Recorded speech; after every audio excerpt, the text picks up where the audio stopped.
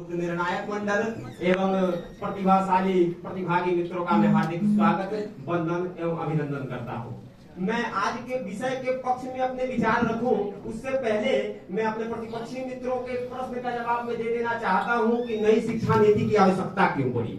आखिर हमारे पास पुरानी शिक्षा नीति तो थी, तो नई शिक्षा नीति की आवश्यकता क्यों पड़ी। हम देखते हैं कि हमसे छोटे छोटे देश जब तकनीकी के मामलों में हमसे आगे खड़े होते हैं, सर्वश्रेष्ठ देशों में गिने जाते हैं और हम पीछे से गिने जाते हैं, तब हमें लगता है कि कहीं ना कहीं हमारी शिक्षा नीति में कोई कमी रही होगी। जब हम देखते हैं कि प्रमाण पत्र लेकर हमारे युवा नौकरियों के अनुनय विनय करते हैं, तब हमें लगता है कि हमारी शिक्षा व्यवस्था में कोई कमी रही होगी। एक आंकड़े के मुताबिक हर चौथा शिक्षित युवक जो है बेरोजगार है, अर्थात 23.35% शिक्षित बेरोजगारी दर है।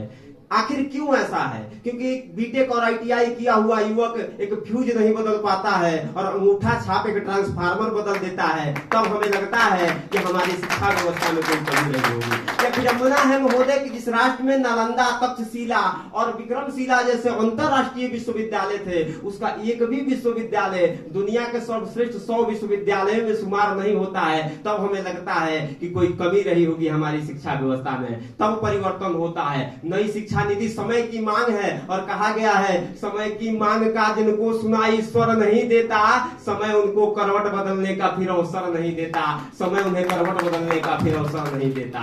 नई शिक्षा नीति की तमाम विशेषताएं हैं, समय की इस कमी में उसका वर्णन करना बहुत ही कठिन होगा, परंतु मैं अपने प्रतिपक्षी मित्रों के उन प्रश्नों का जवाब दे देना चाहता हूं। जहां एक तरफ उन्होंने कहा कि ग्रामीण इलाकों में संसाधनों की कमी है, मोबाइल और नेटवर्क नहीं पहुंच पाता है, वहीं उन्होंने सीयूईटी के माध्यम से अर्थात कॉमन एंट्रेंस के माध्यम का भी विरोध किया, जहां एक ही फॉर्म के माध्यम से जेएनयू, बीएचयू, डीयू का व्यक्ति एग्जाम दे सकता है, तो वहीं वो चाहते हैं कि एक एक विश्वविद्यालय का वो अलग अलग फॉर्म भरे। मेरे प्रतिपक्षी मित्र खुद असमंजस की स्थिति में हैं। आप देखिए जीडीपी का 6% शिक्षा व्यवस्था पे खर्च किया जाएगा, जहां पे हमें छात्रवृत्ति के रूप में, शिक्षकों को वेतन के रूप में, हमें संसाधनों के रूप में वो 6% की जीडीपी हमें मिलेगी, जिसके परिणाम स्वरूप कोई नोबेल विजेता अरविंद खुराना भारत नहीं त्यागेगा, कोई अभिजीत बनर्जी, कोई सुब्रमण्यम स्वामी जैसे लोग, सुब्रमण्यम जैसे लोग भारत की नागरिकता नहीं त्यागेंगे, क्योंकि उन्हें यही इसी देश में संसाधन मिलेगा।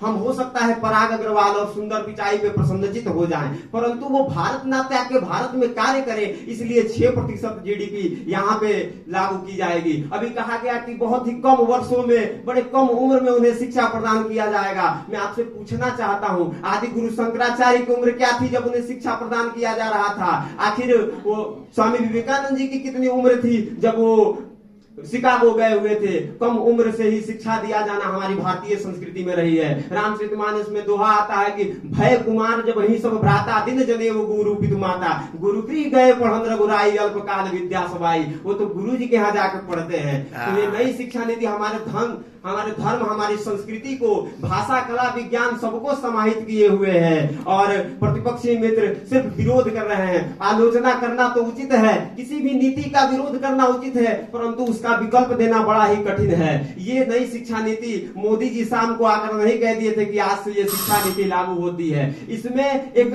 समिति बनी, इसमें समय दिया गया।